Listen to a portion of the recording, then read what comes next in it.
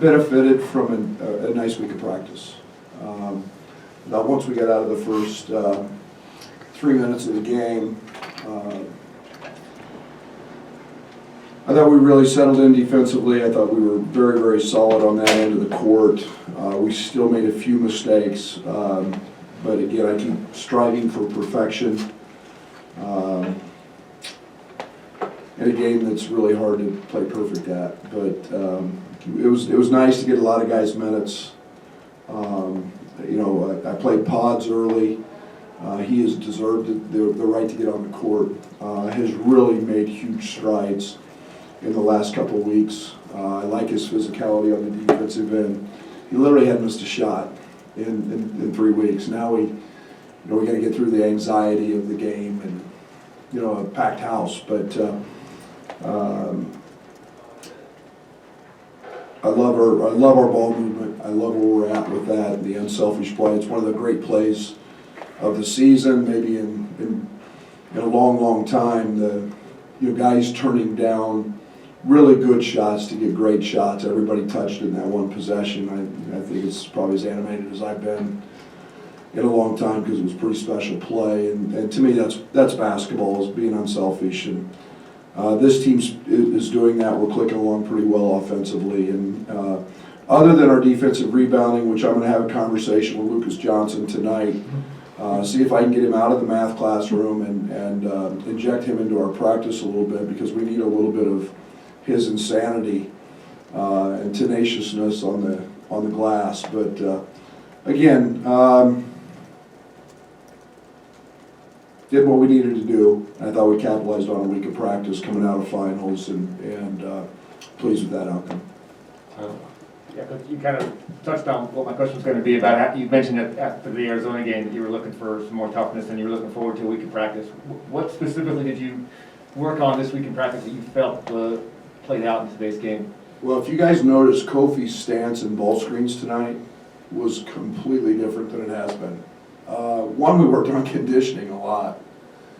Secondly, we worked on a lot of our ball screen coverage. We haven't been very good at it. We've just kind of been ghosting our way through it, really. But it was back to fundamentals. It was back to our non-negotiables and what we're trying to do, and having active hands, and making sure that it's getting and holding more guys accountable. But a lot of it was just fundamental stuff. We spent a lot of time on transition D, and again, I thought we were better. Other than the first couple of minutes, I thought we were much better in that area today. Coach, I assume you wanted to see something specific out of Coleman Hawkins. He didn't play much in the first half. What did you see during his stint in the second half, and did he show you what he needed to? Yeah, he bounced back. No one has higher expectations for Coleman Hawkins than I do. I think that young man's going to have a long, long career playing basketball. And to be very honest, he's hit a little bit of a rough patch, and he's lost a little bit of confidence. And you try to mix things up a little bit. I was really proud of him. I was really mad at him in half. He gave up 2 offensive rebounds he didn't block out. And then in the second half, he responded to that challenge. And we've got to have Coleman Hawkins. We've got to have, Coleman has to impact us. He can be a tremendous defender. We see his ability to shoot it. I think every time he shoots it, it's going in. Problem is, he doesn't. And we got to get him to that point mentally where he's that automatic. So all in all, good recovery for him in the second half. Sure. Brad, how do you approach that? I mean, you're hard on him, obviously, because you expect a lot out of him, but he's got to gain confidence. Like, how do you try and approach that as a staff with a sophomore still going through growing pains? Yeah, I mean, Coleman played 5 minutes a game last year or whatever. There's growing pains, but along with that, I'm a really big believer in when you face adversity, you find out who you are, and you find out your character issues and your challenges. And he had a great week of practice, and yet I have to find out where he's at, and so I didn't start him. And the first couple minutes, he didn't do what I thought he deserved to do, so other guys got their opportunity, and he responded. And so now I build belief, and now I build trust, and now we can come back and we can fall in love again, you know? Because it sure wasn't that at halftime today. But we gotta do that, but you gotta go through the process of adversity to get any better in this game. And I'm never one to stay status quo. We're gonna challenge our guys to continue to work to get better. It's what we do. I guess in a game, we do a lot of things well, win by 58. Do you stress the little things more in the game, or would you do that, stress them more when you look back on it, in film? Yeah, I'm probably the worst coach in America in blowouts. Because I never want us to play against our opponent. I want us to play against the game. And you play the game the certain way, no matter what the score is. And, you know, Brandon Pajemski helped out of a strong side corner. And what you see in blowouts is sometimes you see selfish. And that we don't do. That doesn't work in the game of basketball. So we play against the game. And I thought for the most part, that group came in and we did some really good things. We continue to play unselfish, and that is Illinois basketball. Coach, you said this summer something to the extent of we're going to play more like the Utah Jazz this year. How much is this three-point shooting aligning with what you had in mind in the summer? You know, it's kind of a mixed bag, Derek, because we're not playing as fast as maybe I envisioned. Now, obviously, bellow out impacts that because our possessions are down, but our efficiency's up. And you know, you start. I can't wait to see what today's efficiency numbers are. But you start talking about groups of guys that, you know, I mean, that starting group's been 1.44 OER when they're on the court, which is off the chart. And that's why I started. And you know, we don't want to get confused by the fact that Kofi drives most of that. It's a very unique shot chart. Have you seen tonight's shot chart? It's all in the paint or threes. And that's an NBA coach's dream, because you don't take any hard twos. But again, that's what this team is capable of. There's not a bad shooter on our team. There's not a bad shooter on our team. All those guys, I've been waiting for Pods and Luke and RJ to get going shooting the basketball, and we saw what they're capable of. And you know, I think we can space the floor, continue to do that, and obviously unique second half, because the best maker of them all didn't make one in Plummer. It seems like with Plummer, when you guys got him here, everyone said he's one of the best shooters in the country, and we didn't see it, obviously, until game started. But do you ever find yourself just saying, like, oh, wow, and I guess what makes him so good at this? Well, I think if anybody understands how much time he spends in the gym, you'll realize how good he is. But and that's why. But there's a gift. I mean, he's blessed with great hand-eye coordination. He's got great athleticism, and then he's been able to master it or come really close to it by spending a lot of time in the gym. But you know, you've got to utilize that. You got to take advantage of that. You got to draw on that. He's becoming a much better scorer, and add that piece to his game as well. So we actually played a lot with him on the ball at the point spot this week in practice. Is something I think we can look forward to in the season, later in the season. Yeah, Coach, kind of following up on Derek's question, what made you want to kind of go to an offense like this, and how did you go about installing it? You know, a lot of it initially was we didn't know what Kofi's status was in the spring when we were recruiting. And do you guys remember the first 2 years here? I do vividly. We couldn't shoot. There was no space on the floor. There's no place, in my opinion, in today's games for guys who can't shoot. It becomes really hard to manufacture offense. And in college basketball, when you have the 3 second, I mean, you don't have to, what the defensive rules in the NBA are. You can load up on a defense. You can put 5 guys on one side of the ball. You can make it really difficult. And if you can't shoot, and somebody dorks a guy or two, I ran my best offense first 2 years, just trying to create opportunity to get Trent or Laurent Black a shot. Hell, that's all I spent all my time on. And So, yeah, we needed shooting. We knew how good Bella was in ball screens, and we knew if Kofi came back, that we had a legit inside threat. So, trying to create as much space as possible was the goal of recruiting, and will always continue to be. A scouting report, how many assignments did you see miss today? What's your number? My guess is 6 or 7, 8, maybe 8. I know DeMonte gave up one late on a slot cut, which was a scatter report mistake, but there were a few. We gave up one on an out of bounds play, but it was better. We've been averaging about 13, so I know it was under that. Hey, Coach, how did you feel about Benjamin's minutes that he gave in the first half? Thank you for asking, because I'm remiss in not mentioning how good Benjamin Verdonk has been. Because he's one who does not make scouting report mistakes. He's physical, he's tough, he battled, and then he's an elite passer, whether he's guarded or not. And, a couple of those skip passes to the corner were perfect reads off of doubling Kofi. I've got to continue to get Ben on the court, and whether it's at the 4 or the 5 spot, he was tremendous. And as we move into league play and start seeing bigger, stronger power forwards, he's a guy that we've got to have.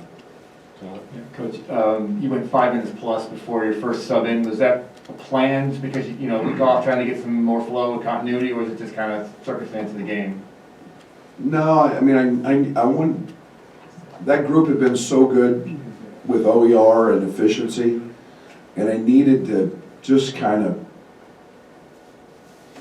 leave it on the court. I needed to see us play, and plus I wanted to push some. Usually I sub Kofi right before the first meeting, and I wanted to see, okay, can I play guys longer stints and longer periods of time, and. But I actually really thought a lot about just leaving them in there until the 12-minute mark. I was pleased with it. Coach, I wanted to ask you about defending the rim. They only made 10 two-point shots. Is there an adjustment that you made after the Arizona game?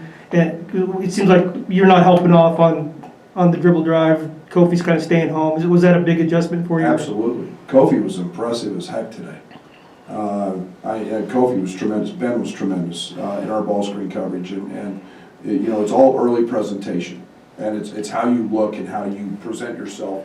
And we don't give up a ton of threes. We force people to play a lot of 2-on-2 against us in our ball screen coverage, and Kofi's wall is good sized, and it's something that we've spent a lot of time on getting better at, and we did get better at it.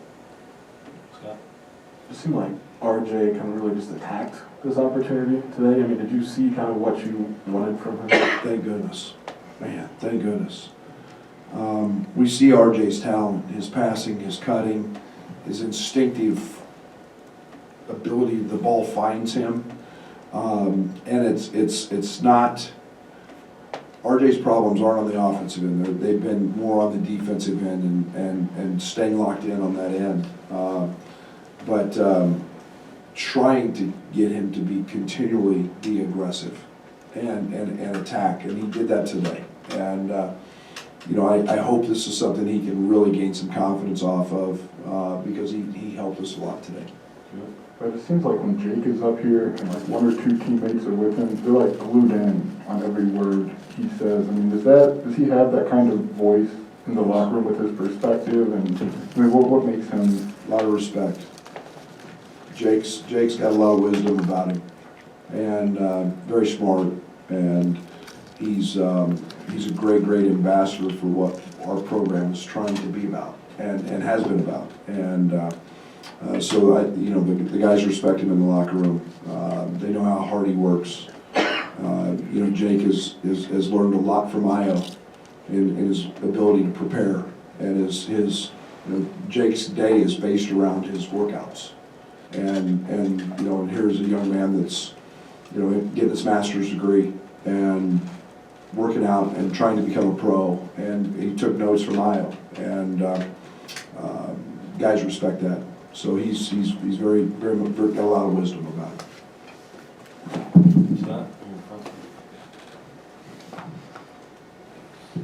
I mean, you were in the locker room at halftime, but did you hear that Lucas dove on the floor as his introduction on the floor? God, I love him. No wonder Bill loved him. I mean, geez. Yeah, that's he's a math teacher. Tell me that's, man, and not knocking math teachers, but, he walked into a function last night, and he just doesn't break down defensive stance and screams at the top of his lungs, and who can't love that passion? And, I don't know, what are those guys, 40? Yeah, it's been 20 years, so yeah, 40, 42. 40, 42 years, I mean, and maybe there was a little liquid influence that could have helped that, but golly, yeah, I mean, he was a pain in the butt to play against, but he was so fun to watch, and I'm sure a great teammate, and probably pretty fitting that Lucas Johnson dives on the floor. Brad, bragging rights week now, how is this game different for you guys? We've gotten our ass kicked, so it needs to be a lot different. And that's a tribute to Missouri and Gonzo and his group. And we have not been very good at it, and have not played very well in it. And we've got to be better. We've got to rise to the challenge and the intensity with which they have played. And that's on me. Maybe we have not done that. At the end of the day, we try to be everyday guys and keep every game in its proper perspective, and know that it's just a 40-minute game in a game in a season of 31. And yet this one's got a little different edge. And we got to address that. And this that's on me. It's a fun game. It's what college basketball, I just keep saying it all the time, it's what college basketball is about, rivalries like that. And throw out the score, the records, the year before, it's always going to be a battle, and it's always going to be hard fought, and it's upon us. Hey, Coach, what is one thing that your team can learn from the 01 and 02 teams? Oh man, just in listening to those guys talk yesterday, and we had some of them in talk to our team, and enjoying the moment, enjoying their time here, because they all talked about how fast it goes. But yet it's incredible. That's why I came to Illinois. That's why I want to be the basketball coach at Illinois forever. I mean, it's that camaraderie. It's that to have guys come back 20 years later and still the fondness with which they remember a play in a game, the fondness with which they remember winning the championships, something dumb Lucas Johnson did, or some shot Corey Bradford hit. And that's what I want our players to have. And if they take that passion and that pride from the University of Illinois basketball, man, to me, that's what this thing is all about. And when you've got a place that you can call family and home, 20 years after the fact, 30 years after the fact, there was Dave Downey there last night. To me, man, that is special. That's what makes Illinois basketball one of the hardest rocking programs in the history of college basketball, and it's what I love everything about. And but yeah, that team probably didn't get enough credit for how good they were. Probably didn't get enough credit. You win a Big Ten championship and not be able to win a national championship. That team was pretty doggone good. That thing had a lot of bases covered. Coach, just shifting gears a little bit, college basketball's had a rough few days with COVID. Have you had any discussion with the team about that, or changed any protocols or processes? Yeah, I mean, obviously there's been a ton of cancellations and so on and so forth. I think we're in great hands. We were at the forefront of everything we did last year dealing with COVID. Are things different? Obviously, we've got a vaccine. We've got some of those things out there. But I think all we can do is try to tell our players to be as safe as they can, mask up, and follow the procedures that our university our athletic program, DIA, put in place for us. And let's continue to be as safe and sound as we can be, knowing that there's been a resurgence. Alec. Coach, along the same lines, as a student, I kind of know the timeline of when a lot of students were able to get their vaccines. With the third shot now available, is that something you guys are pushing for the athletes to get? Absolutely, absolutely, absolutely. You know, we're starting to get into that 6-month range where the boosters, the boosters available, and some of those guys can get it. We do have a few that are a little bit later, but that's we can't control what that timeline looks like. Okay, Rob, we have time for another question if you would. Keeping on that subject, I saw that the major donors were moved back a couple of feet from the court. It seemed like maybe more of the crowd was masked today. Still not a huge percentage of the crowd. Are you satisfied with the enforcement measures? I didn't know that. I think we're always going to do everything that we can to be at the forefront of the safety of our student athletes. And I really didn't notice that the floor seats were back or anything else. But we're going to follow all the protocols that the state and our local government and health department and university officials give us. And let's hope it never gets to the point where we don't have fans. But we're going to do what we have to do to keep them there. All right. Thank you, everybody.